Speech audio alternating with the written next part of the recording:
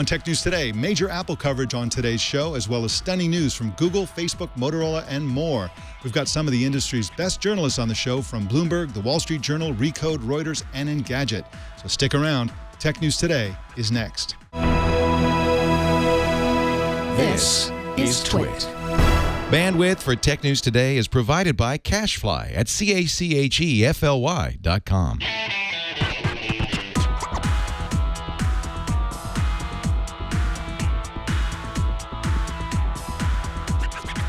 This is Tech News Today for Wednesday, March 11th, 2015.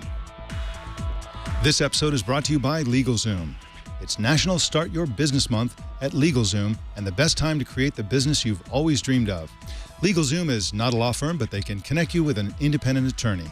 Visit LegalZoom.com and use offer code TNT in the referral box to save even more. And by ZipRecruiter. Are you hiring? With ZipRecruiter.com, you can post to 50-plus job sites, including social networks, all with a single click. Screen, rate, and hire the right candidates fast. Try ZipRecruiter with a free 4-day trial now at ZipRecruiter.com/TNT. That's ZipRecruiter.com/TNT.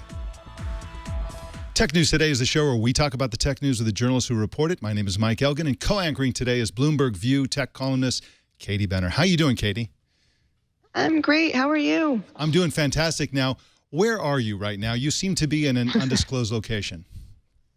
Yes, so I'm in California Superior Court outside of the Ellen Pao trial that's ongoing. She's being cross-examined right now by Kleiner Perkins' attorney, Lynn Hermley, and it's getting very heated in there. And it was very heated yesterday as well. Now, Ellen Pao's case, I think, personally, is a massively important one, simply because this is the first major legal test of sexual discrimination, gender discrimination in the venture capital world, as far as I know. And I think this is very important because venture capitalists are kingmakers. They decide which startups get funding. The ones that get funding have a better chance to become the Googles and the Facebooks of the world, who are essentially dominate the hiring. And it can be a circular process where the all-boys club in the venture capitalists pick the all-boys startups, which turn the all-boys startups into the big companies, and the process goes on and on. What is happening there in this case, like today and yesterday? I know that there was initial, Ellen Pao, who's the subject of this, or who brought the lawsuit, had a great opening, and now she's under attack. What's going on in the case? Well, I mean, under cross-examination, you would expect Kleiner's attorney to be very, very tough on Powell, which is exactly what's happening. So Hermley is trying to systematically prove that Ellen Pao is three things: that she is untrustworthy. So she attacked her memory of events. She has attacked some of the things that she said in her deposition that don't line up with things that she said in trial, and she's really brought that to light. And she's done a very good job of that. Second, she's trying to show that Ellen Pao did not get along with her colleagues and that she wasn't well liked at Kleiner, and so that if she didn't succeed there, it really probably didn't have very much to do with the fact that she was discriminated against, but it was because she just didn't get along with people and was not going to succeed because of her personality.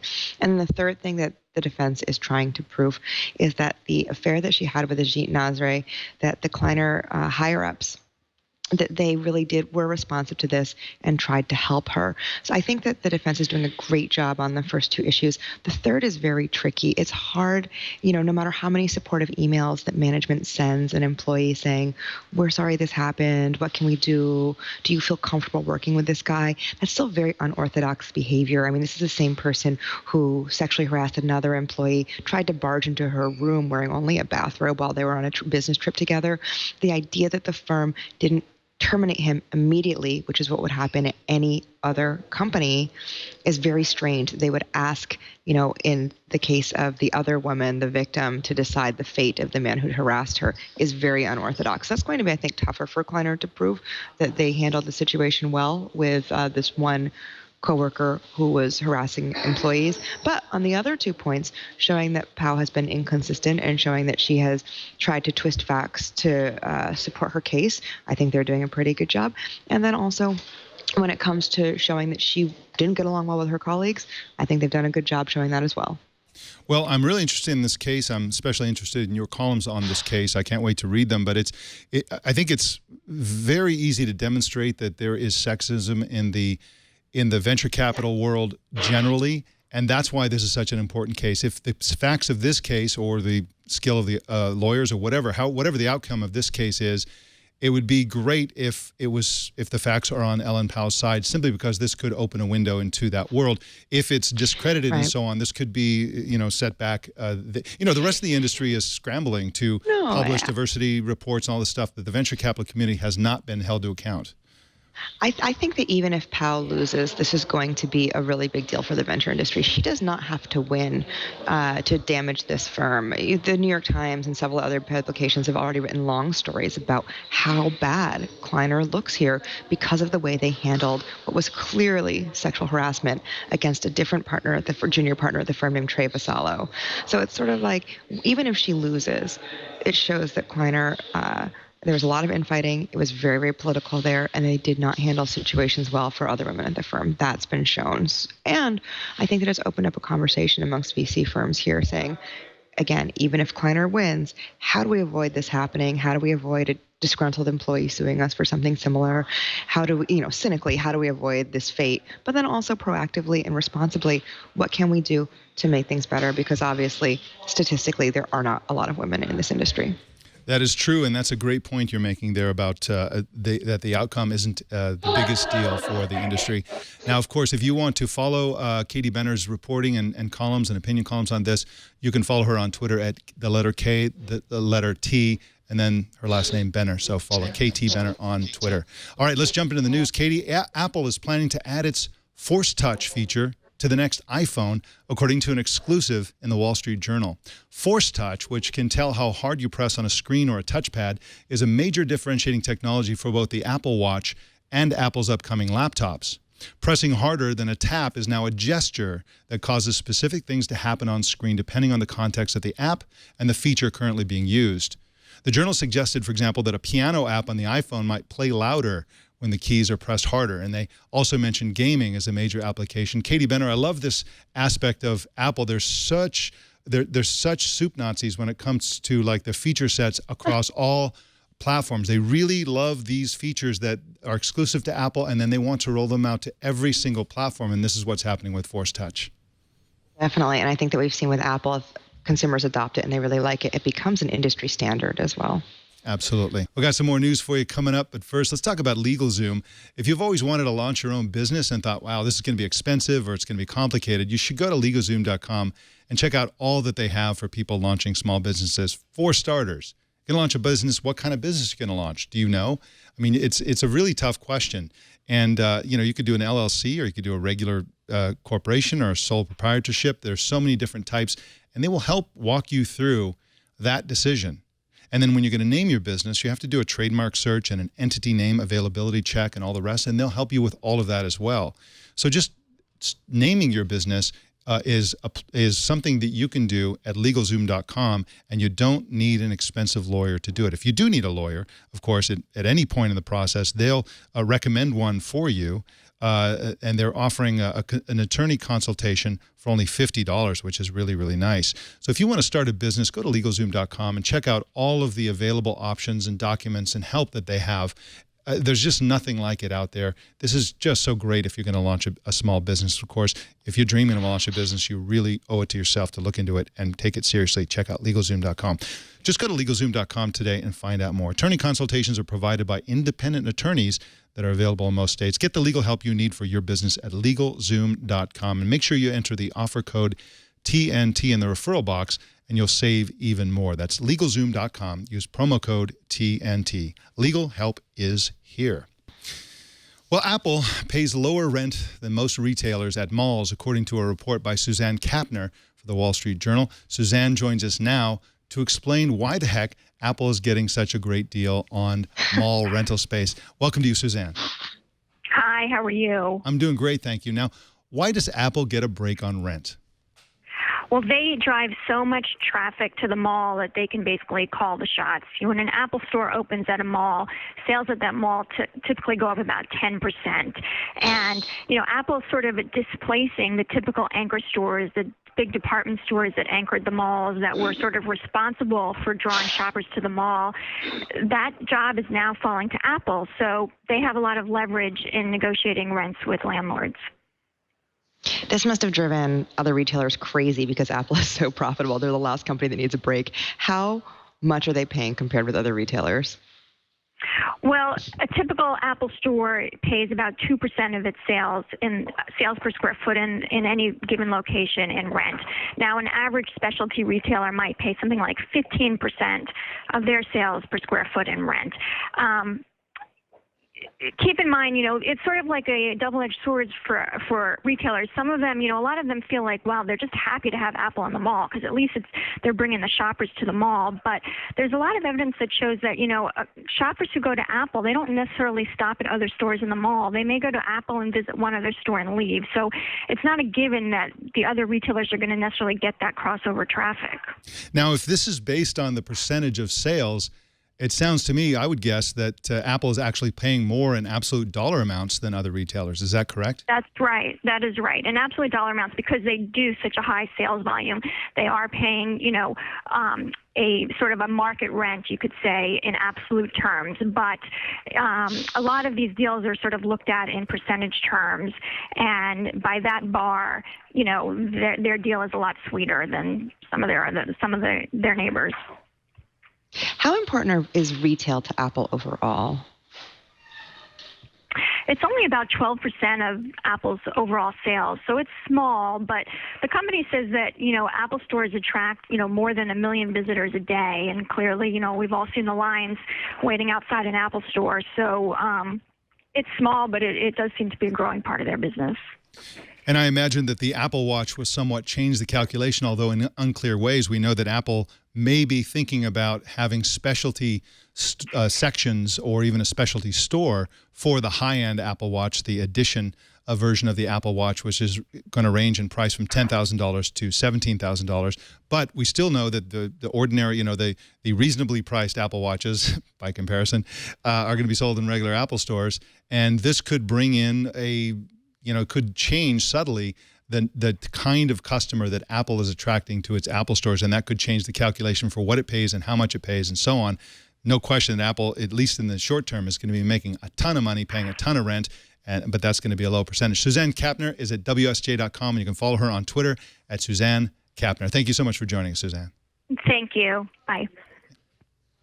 Well, everybody loves to tell Apple they ought to buy Tesla, including myself in a column I wrote 2 years ago. But now a truly influential faction is chiming in, the shareholders who own Apple. Dawn Chmielewski is a senior editor at Recode, and she joins us now. Welcome to you, Dawn. Hey, how's it going, Mike? It's going great, thank you. Now, how did the topic of Tesla come up at the recent Apple shareholders meeting? So during the shareholders meeting, there was the usual exciting rituals of board members being reelected and various measures being put before the shareholders. And then Tim Cook sort of sat down in the middle of the stage and gave kind of a status of Apple report. And then following that, shareholders rose and began to ask questions, and two questioners asked broached the same issue. We love Tesla. It's very similar to Apple in terms of culture and and innovation, in terms of tech disruption. Why don't you buy it? You've got some cash on hand. So did Tim Cook seem interested at all when he was asked this question? Tim Cook, here's the funny part. Tim Cook actually was joking about his non-answers. The first time a shareholder posed the question, he redirected the question to note that Apple doesn't really have a relationship with Tesla, and boy, he wished that Tesla would begin to support CarPlay, noting that it's alone among the major car makers not to offer a model that supports CarPlay. And then he quipped, "Was that a good non-answer?" Which provoked a nice bit of laughter in the room. And thinking he had dismissed it, another shareholder rose almost immediately thereafter and asked the same question. So, and then he so verbally quipped. He's playing with the shareholders and said, let me think of another way that I can't answer this question. So at least he took it in a lighthearted spirit, but it is sure to get the provoke some renewed discussion about whether or not there were any sort of serious discussions between Apple and Tesla. As you know, these discussions were reported or rumored about a year ago. There've been a lot of reports in the Wall Street Journal and elsewhere about Apple beginning to do some research about entering the automotive industry. There have been discussions of poaching of various employees, Apple and Tesla poaching engineers from one another. So there is something intriguing going on between the two companies that will be perhaps fodder for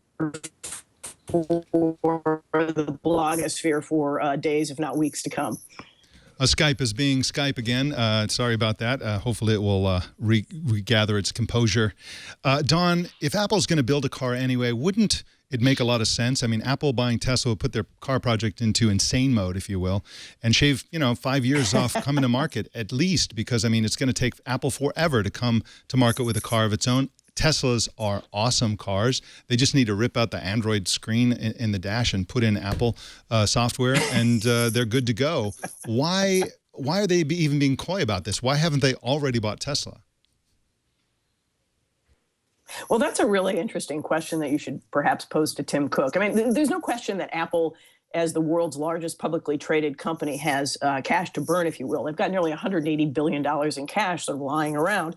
And they've been flashing some of that cash recently, right? They bought Beats for $3 billion. They're investing hundreds of millions of dollars to underwrite the cost of a solar energy farm here in California to power all of its facilities in California with renewable energy. So Apple really does have the resources to make a big purchase. Indeed, Tim Cook at the shareholders meeting reported that Apple has quietly acquired 23 companies whose technologies or engineers were interesting to the company. So, perhaps there's something going on that we don't know about, and we wouldn't be privy to. But to your point, Mike, if Apple is indeed serious about entering the car market, and we don't know how serious Apple is, they're in an exploratory stage now, it appears, this would certainly accelerate their move onto the roadways, if you will. But would Tesla want to sell? I think that's the big question, too. That's a really relevant point. I mean, I believe Elon Musk said that he had no interest in selling. I believe he said that to Bloomberg. So he's another critical component in this. Who knows whether Elon Musk wants to sell to a large company. Dawn Chmielewski is at recode.net, and you can follow her on Twitter at DawnC331. Thank you so much for joining us, Dawn. Thanks, Mike. The Apple Watch is a new platform comparable in its newness with the iPhone in 2007 and the iPad in 2010. Each of these platforms had app winners and losers, and the scramble is now on to by software developers to build Apple Watch's first killer app. At least that's what we're hearing from Reuters telecommunications reporter Malathi Nayak. Welcome to you, Malathi. Hi, Mike. Thanks for having me. Thanks for coming on. Now, what are the big challenges for building a killer app for a product most developers haven't even seen yet? So I think in speaking with developers, it seems like the sentiment is, it definitely reflects excitement as well as some skepticism. They are facing some challenges right now. For instance, they're not able to access certain features, such as the accelerometer, the gyroscope, digital crown. They're trying to, incorporate these features in their apps, but they're not able to access them. And then also the Apple Watch kit, the software development kit, comes with the simulator, and they're trying to test their apps on the simulator, and some of the features and functions are not working or not sort of translating when they're trying to simulate the app. So those are some of the challenges they're facing. When you look at the new device itself, it does have a smaller screen, and the battery life is much shorter than the iPhone. And developers are so used to creating apps on the iPhone and for tablets now that they're sort of having to think differently. And they're also sort of concerned that consumers will have to think of apps differently, and accept apps that are different in the sense that they allow engagement in shorter sessions, and most times with an iPhone, consumers engage with an app. So you go and you click on the app, you type out some information, but here they're thinking about having the watch where content engages the consumer. So it's about sending these timely notifications, perhaps using GPS and such, and also sort of figuring out ways to provide relevant information to consumers in a timely fashion. And some questions facing developers are, how many notifications do we send out before we have a consumer react a certain way? So all these things are what they're testing out right now as they sort of try and figure out how these apps could work. And as we saw on Monday, the apps were mostly extensions of apps we've already seen on the phone related to popular brands like Target, and there was American Airlines, an app that they showed off, as well as utilities like Uber, which some folks feel makes a lot of sense for a device like the Apple Watch. But we're yet to see something that's watch first or something that's like a native watch app. And I did talk to one developer who's sort of creating an app, and he plans to launch it soon after the device launches, but he's going to wait a week because he wants to test it out first before he allows consumers to sort of get their hands on it. So he can't launch it as the Apple Watch launches. He'll have to wait a little bit longer till he tests it out and then sort of puts it out on the App Store. It sounds like almost everything that's happening is just developers trying to modify existing iPhone apps. So is there any way at this point in time to tell how big the market will be for watch apps? So I think right now everybody is just sort of testing it out and sort of playing around with it. There are about 40 apps that Apple has listed on its website.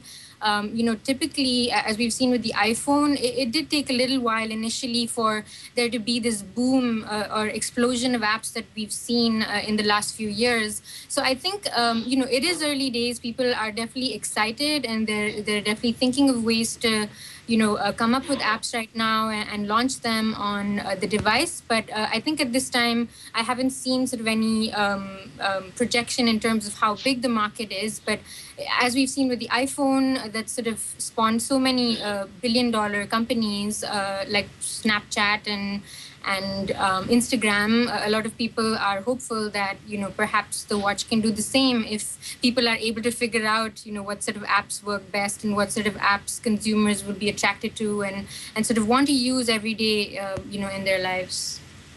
Malathi Nayak is at Reuters.com, and you can follow her on Twitter at Malathi Nayak. Thank you so much for joining us, Malathi. Thank you. Well, don't look now, but Facebook is sharing your conversations with advertisers, sort of. Recode's Kurt Wagner joins us to explain. Welcome to you, Kurt.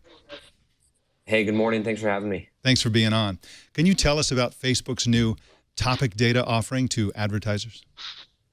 Yeah, so what Facebook is doing is it's kind of opening this treasure trove of data that they have, and they're letting marketers come in and find out, search for a keyword, for example. So Coca-Cola could come in and say, I want to see what people on Facebook are using the word Coke when they post. And Facebook will, open up its data library, and you'll be able to see, here are people in the U.S., here are their ages and their genders and their locations. It's all anonymized, so it's not necessarily that they would see Kurt Wagner in San Francisco is talking about Coke, but they might see that a male within a certain age range in California is talking about Coke. And is probably talking about cocaine. Exactly. I personally talk about Coca-Cola, Mike, but, I'm sure that a lot of people have different interpretations of the word. But what the idea is then is that these marketers, if they know who's talking about their product or who's talking about a competitor's product, they can, alter their advertising efforts or their marketing campaigns to fit that. So how much will marketers and advertisers pay for this kind of information? So the payment structure is a little bit in the dark in the sense that Facebook's actually not charging people for this data. They're partnering with a data provider called DataSift. And if that name sounds familiar, they also partner with Twitter, and they resell Twitter's fire hose of tweets. So DataSift is going to offer this as a subscription to marketers who partner with them. Facebook isn't technically making money off this, at least not right now. But again, what their thought is that if marketers know the demographic of people on Facebook who are talking about certain things, ultimately, those marketers are hopefully going to take out Facebook advertising. And so Facebook will get more money in the long term as their audience becomes more valuable to advertisers. And this, of course, is coming on the heels of Twitter having lots and lots of data mining projects, not necessarily by advertisers, but by researchers and so on. Obviously, social networks are a fantastic place to figure out what people are saying and thinking and how things are changing among the attitudes of potential customers, which I think is really interesting. Now, when does this program go into effect, Kurt? So it's in effect right now for users in the United States and the UK. They're going to keep it to that demographic or that geographic, those regions for now, and that includes marketers in those regions. Ultimately, Facebook will open this up to everybody at some point, but they're not quite sure at what time that'll be yet. You know, a lot of times they say it'll happen at a future date without giving any kind of timeline. That's what the situation is now. But in the US and the UK, in theory, your Facebook posts are kind of being monitored. Kurt Wagner talks about Coca-Cola on Facebook, and he also writes on Recode.net, and you can follow him on Twitter at KurtWagner8. Thanks so much for joining us, Kurt. Thanks for having me, and thanks for pointing out Coca-Cola. Coca-Cola. Got it. Got it. I could tell he's a healthy guy. You could tell he is not a drug user at all. Now, Katie Benner, you just tweeted that a class of middle school kids just entered the Ellen Powell trial. Is this going to be PG-13 in that courtroom today? You know, I think they came on the right day. Yesterday would have been much more uncomfortable because it was all the questions about Pao's affair with Ajit Nazare, her former colleague. Now, the questions are really focused on whether or not Pao got along with her coworkers and whether or not she was alienated from them simply because she was hard to work with. You know, this is not the first time when we've seen this happen. Last week there was another group of school kids who came in to watch. Different members of the public have been in and out. The room yesterday was standing room only. People are genuinely curious to see what's happening. And in San Francisco, this feels very much like a landmark case. And because it's civil court, it is much more casual than if it were criminal court. So there are people walking in and out who may have nothing to do with either party, who just want to watch what's happening. Well, I can't wait to watch the fictionalized version on The Good Wife, which I'll expect in about 3 or 4 months. Always fun how topical that show is. Now, in our next story here, remember the Moto X's Moto Maker site? It lets you customize your smartphone. Well, now Motorola is doing the same thing for the Moto 360 smartwatch. Engadget senior reporter Jessica Conditt is here to tell us all about it. Welcome to you, Jessica. Hey, thanks for having me. Thanks for being on. Now, Motorola is owned by China's Lenovo. Is Moto 360 customization available outside of China? Oh, yeah. This is definitely something for the U.S. market, for the U.K. market. This is something that anyone with a Moto 360 can log on and get to, as far as I've seen. Yeah. And what can you customize right now? Yeah, with the Moto Maker for the Moto 360, you can customize the watch face, the surrounding metal. You can do gold or silver. And then you can also do the band. So it can be leather, or you can also do metal there. There's a little bit of an upcharge for some of the metals, and the I believe it's the champagne gold option is a little more as well. So it starts at $250, and then it goes up according to how you want to customize it and how fancy you want to get.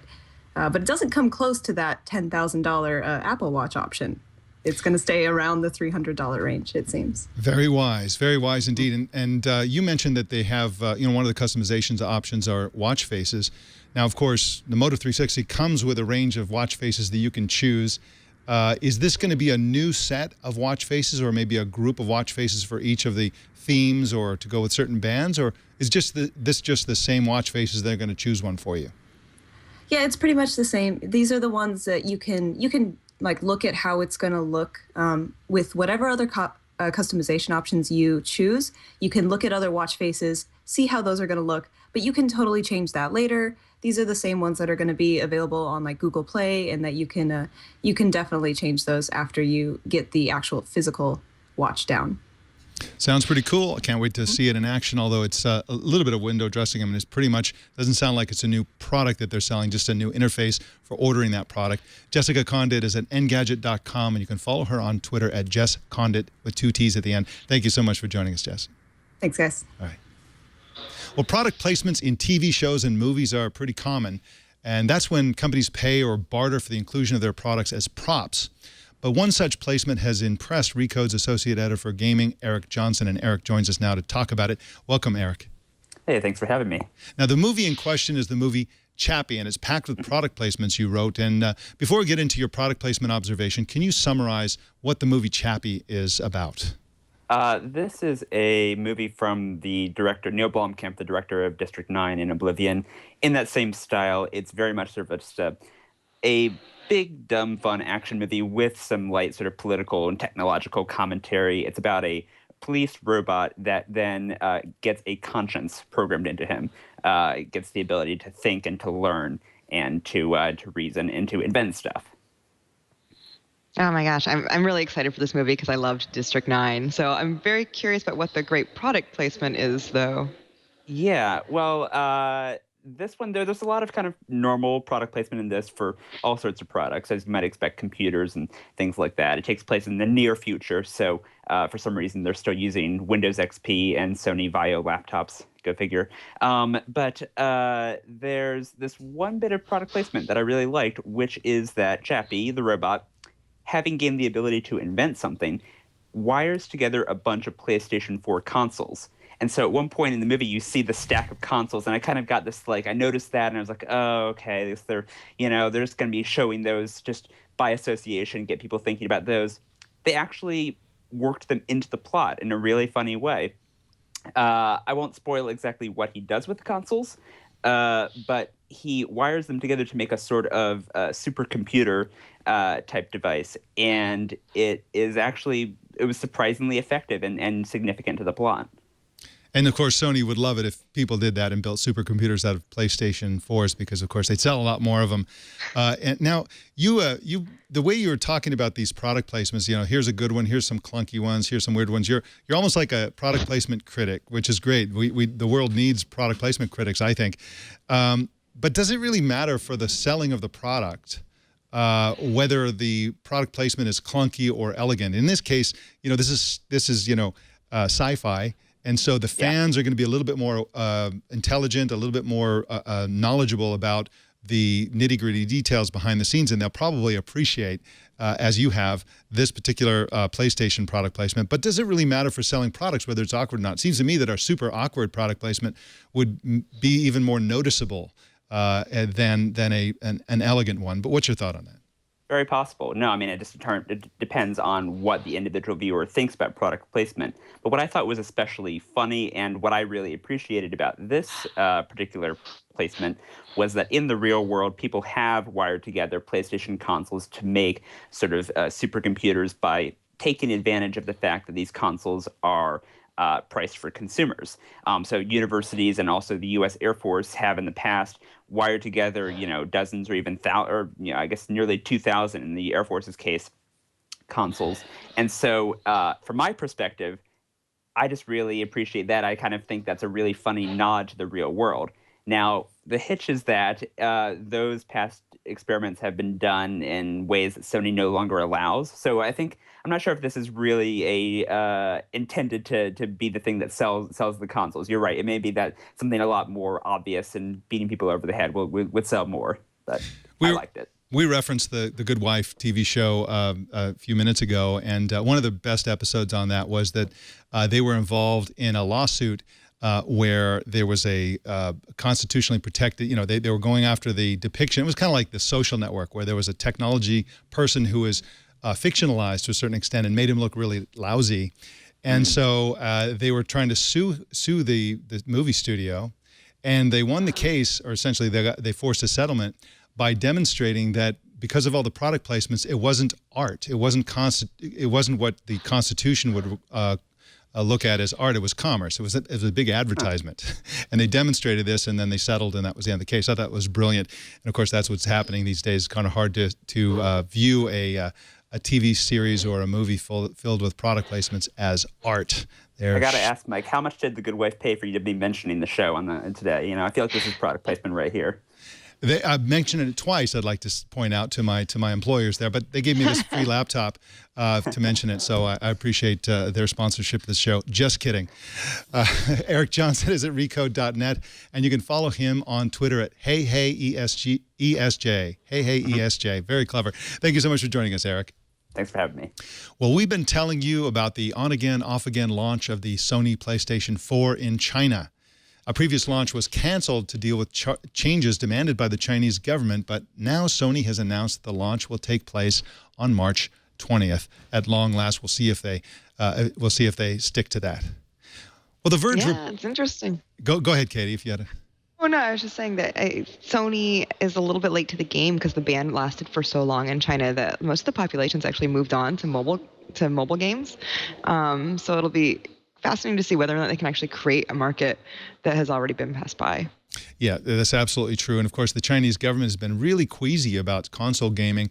I guess they don't like the nature of games as they exist. You know, you have Grand Theft Auto teaching people how to be violent sociopaths. You have, all these other games teaching you how to be an armed revolutionary. They don't like those kind of games. They like the Dance Revolution kind of games and, the lighter stuff. And of course, they're seriously cracked down on the content of games in China.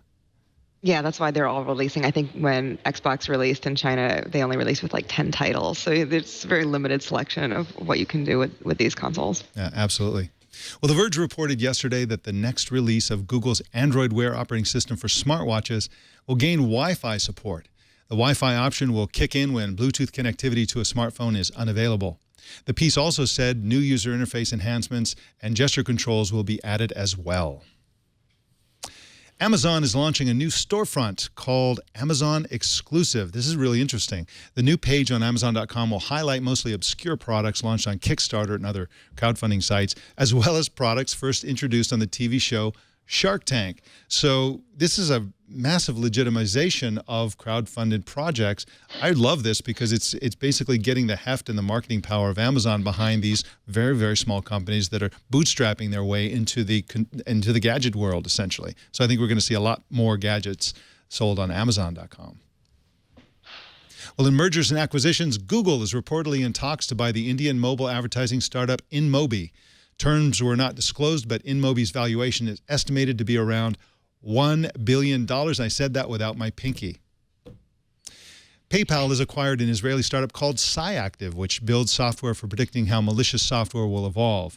PayPal also established a cybersecurity center in Israel. Israel is such a great place to buy a company, apparently. There's so many acquisitions. If you look back at the acquisitions we talked about, Silicon Valley companies buying other companies, a huge percentage of those are in Israel. So it's really a success story in terms of creating startups that are attractive for acquisition.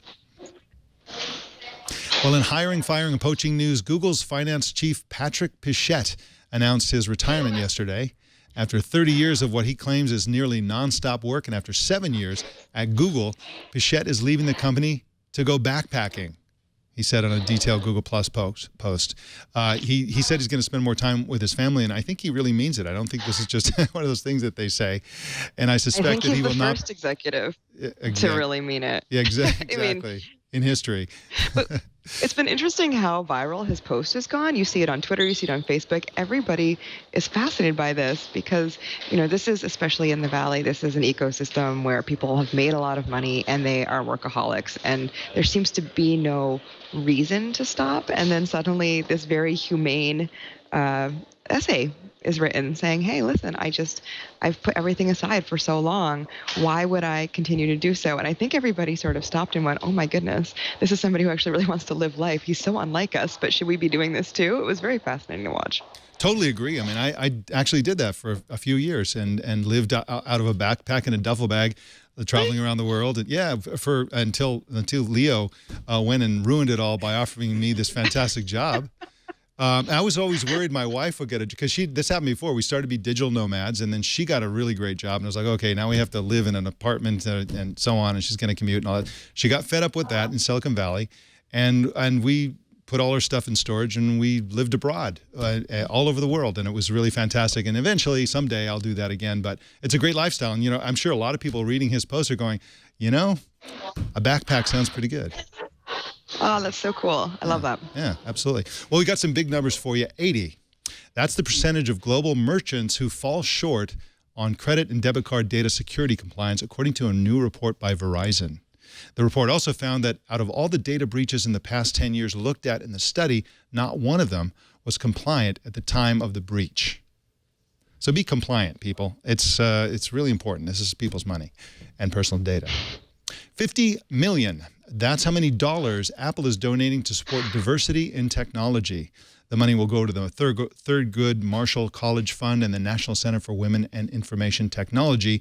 The announcement came one day after Apple was criticized online for trying to address his lack of diversity during Apple announcements by having a supermodel Christy Turlington, on stage. Katie Benner, this is, I don't know what to think of these kinds of announcements. This is the latest in a series by major Silicon Valley companies where they say, oh, we're donating amount of dollars to this cause. And I think that's probably a good thing, generally speaking, but they are in positions to do much more, I think. For example, they hire people. Well, yeah. And their own numbers are horrible. They can also do a lot more in supporting education directly rather than writing a check. But that's just my gut feeling. What do you think about this? You know, I think that there's this idea that the pipeline of women and minorities into technology is lacking, which is I'm sure there's statistics to support that, and I understand why this initiative exists and why Apple would want to put money to work there. But like you said, when it comes to hiring and training, you could spend less money hiring and training employees who might not have the skills of somebody who was able to be fortunate enough to go to Stanford or MIT and bring them into your workforce and create internal training programs. And then, of course, there have been a lot of essays sort of all over Twitter and Medium lately, women coming out of companies like Google and Microsoft and saying, I had really bad experiences there. So it's not a pipeline problem. It's once they hire women and minorities, they really don't know what to do about the problems that arise around discrimination or harassment. So I thought, so again, you're totally right that there's more to solving the problem than just throwing some money at it. It was a really eye-opening conversation we had in December. We had a special end-of-the-year episode of Tech News Today where we were talking about women in technology. And around the time that we did that show, there was a report that demonstrated that this problem started in 1984. Because what happened was before then, men and women, boys and girls, all were introduced to technology, to careers in technology at the same time. And then a series of things happened in the culture where there were shows and toys and movies and things like that, where there was a decision to depict technology as a guy's thing, as a thing for boys and men. And this triggered this, and you see if you look at the career trajectories of different math, science, engineering, and so on, and computer IT jobs and education, you see just a crash in 1984. Women actually, a larger number of women than men were actually in these fields before 1984, at least in the 70s and early 80s. And so I think one of the solutions is to do product placements and place girls and women into movies doing real technology instead of always having the, super hacker be this, dude. So anyway, just a thought. I think they can do more, but it's good to see somebody doing something. Well, in news you can lose, the Apple Watch won't ship until April 24th, but you can already buy a fake one in China. Following Apple's Monday announcement, counterfeit versions went on sale from several companies, and some of them have more features than the Apple Watch. One standout is the Z Plus watch, which claims most of the basic functions of the Apple Watch, plus it can make phone calls without a phone. It also supports notifications from both iPhones and Android phones, so you Android fanboys, if you ever wanted an Apple Watch, here's your chance. It's even more impressive than that is that it's got a 2-megapixel camera in the watch, which can be removed to take pictures. It's like a little spy watch thing. And unlike the real Apple Watch, which is expected to range in price from $349 to $17,000, the Z Plus watch should cost about $70. So, wow, amazing. It's amazing to me, Katie Benner, that these companies are not only making fakes, but they're making fakes having never seen the actual real watch. And of course, they announced it. I'm sure they haven't built it yet, but they say they're going to release it around the time that Apple releases theirs, around the end of March. Well, a lot of manufacturing does still happen in China, and so I remember when I lived in Beijing, I was always surprised by how quickly the fake products come out, both in electronics and then in like luxury, luxury clothing and things like that, because people see a lot of specs that come through, or they hear about the ideas, and they're able to move very, very quickly. It's shocking. So between a Louis Vuitton handbag or a fake Apple phone, you could really get anything you wanted really fast. Yeah, and that's one of the reasons why China is such a great manufacturing hub for all these legitimate products, which is that they've got the infrastructure and the expertise to turn this stuff around really fast, to manufacture, grind out hardware very, very quickly, and often very highly functional hardware. And so that's one of the key attributes of that country. They have so many people who are good at that. It's not just having people who are good at it, it's having tens and thousands and hundreds of thousands of people who are good at that. And so that's one of the big reasons why China is such a major manufacturing hub. Well, we got a nice email from Luis Carlos, who sent us an email about our Apple Watch coverage. He said, I'm a TNT fan and watch it every day, but I really got disappointed when Mike said, I have no idea if $10,000 or $17,000 is expensive or not for the Apple Watch. He said that when we reviewed other products, he always had a pretty good idea, he being me, he always had a pretty good idea of what expensive was. And is he such an Apple fan that price is totally irrelevant? It's a pity that such an intelligent man, well, thank you, can say such a thing. Well, you know, that's a good question. Is that something you can even say? Is $10,000 such an obviously high price? Is $17,000 such an obviously high price that it shouldn't even be questioned? Let us know what you think by sending email to tnt@twit.tv. Really curious about this. The price is a huge, huge deal. On the one hand, high-end actual watches cost this much and more. On the other hand, they last for decades and continue to function and have their main function going forward, whereas the Apple Watch will probably be obsolete in a couple of years. So it is a good question. I think we're still trying to figure it out. Leander Connie, the publisher of Cult of Mac, thinks that $17,000 is way too low of a price. And so there is some disagreement there, but let us know what you think. Well, in just a sec, we're going to wrap up the show, but first let me tell you about ZipRecruiter. You know, you want to succeed in your company, in your department. If you're a hiring manager, if you own a small business, success depends on hiring the right people. And the problem, of course, is that the right people are everywhere. And that's where ZipRecruiter will come in and help you with that problem, because ZipRecruiter is everywhere. You can post your job to 50-plus job sites with a single click, including the social networks, Facebook, Google+, Twitter, and so on. And you can find candidates in any industry nationwide. Just post it once and watch the qualified candidates roll in. They'll also separate the qualified candidates from the unqualified ones, so you don't have to spend a lot of time with all of those unqualified candidates. With ZipRecruiter's premium traffic boost feature, you can get up to 3 times the candidates. It's like an insane mode for your job search. You can get for a premium job promotion for 30 days. You can get featured listing in their daily email job alerts, which is sent to more than 10 million job seekers. And you can get up to 100 additional visits to your job posting. You can quickly screen applicants, rate them, and hire the right person fast. Right now, our viewers and listeners can try ZipRecruiter for free. Plus, get 30% off your first traffic boost by going to ZipRecruiter.com/TNT. That's ZipRecruiter.com/TNT. And we thank ZipRecruiter for their support of Tech News Today. Our TNT fan of the day is Sandra Pirtle in Honolulu, Hawaii, who posted this picture on Twitter. She tweeted, Mike is back. No sandwich today. What is she talking about? Well, she sat down to watch TNT the other day when we were off for a holiday, and she sent us a picture of a blank screen and a sandwich.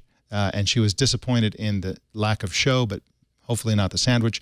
And here we go. She's got a glass of wine because we are back and on the screen at last. Well, how do you watch or listen to TNT? Just record a video or take a picture of yourself or your setup and post it on Google+, Twitter, or Facebook, and use the hashtag HowIWatchTNT, and we'll find it. Katie Benner, I know you're working on this Ellen Pao case. What else are you working on, and where can people read it and find your work in general? Sure. Well, first of all, if you are interested in the Ellen Pao case, you can follow me on Twitter @KTBenner, because I'm going to be sending out updates all day and be writing columns on that later.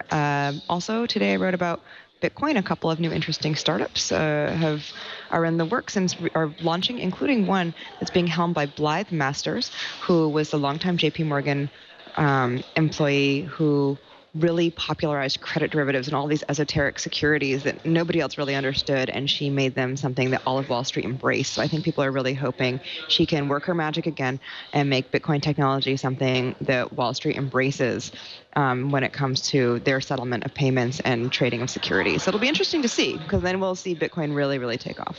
Fantastic. And again, Katie Benner is at Bloomberg View, and you can follow her on Twitter at KTBenner. Thank you so much for joining us, and we'll see you next week, Katie. Hey, thank you. All right. You can subscribe to Tech News Today on your favorite podcasting app, and you can choose another way to subscribe anyway. There are many, many ways to subscribe, so many ways, at twit.tv/TNT. You can watch us live every weekday at 10 a.m. Pacific, 1 p.m. Eastern, 1800 UTC at live.twit.tv or on the app or browser plugin of your choice. You can check them all out at twit.tv/apps. If you're ever in town, come on in and watch us live, and you can follow us on Twitter at Tech News Today TV. You can follow me personally on Meerkat. I mentioned this yesterday, and I got a flood of new followers, but if you haven't followed me yet on Meerkat, go ahead and follow me. We're going to be doing lots of fun stuff this weekend. I'm going to be streaming like a maniac. The way to do that is you first follow me on Twitter at Mike Elgan, and then use the app to follow me on Meerkat. Let us know what you think in general or on any of our coverage by sending us an email to tnt@twit.tv or calling 260-TNT-SHOW. And don't miss Tech News Tonight at 4 p.m. Pacific every single weeknight. And that, ladies and gentlemen, is the Tech News Today. My name is Mike Elgan. Thanks for tuning in, and we'll see you tomorrow.